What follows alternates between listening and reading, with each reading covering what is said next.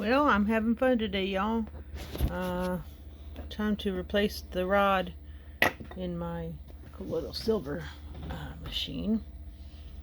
And I like saying colloidal silver because it sounds cool. But actually, it's mostly ionic silver. Right? So, I don't know if you guys have seen my other videos or anybody else's videos on making your own. If you get the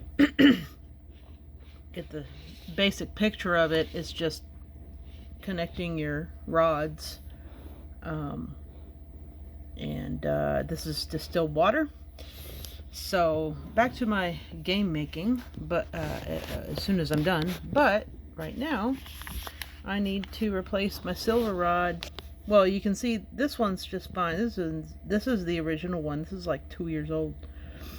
This one is the one that gets eaten up. And I've had it in there for, I don't know, maybe about 6 months.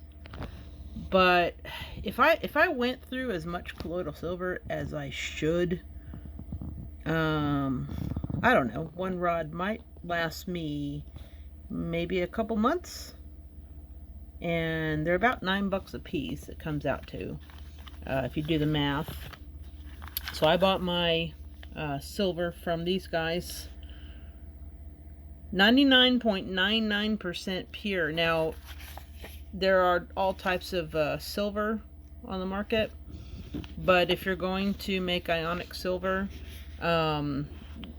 most people suggest that you use 99.99% pure to minimize the contaminants of heavy metals, like other stuff.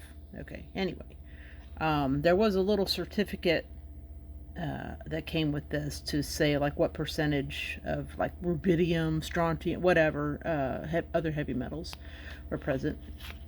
But anyway, so what I'm going to do, this is just a coil of wire. I'm going to snip off a length of it.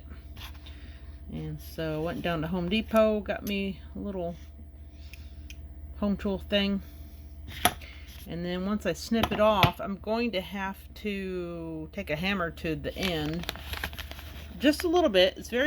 Silver's very malleable, so it doesn't take a lot. But I do have to reshape it to get it to fit into the little,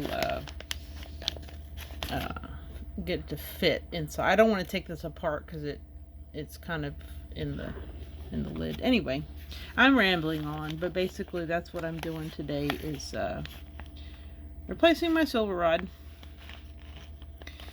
I'm always going in and out of focus, and sorry, I'm practicing. There we go, getting my focus down. Anyway, shalom.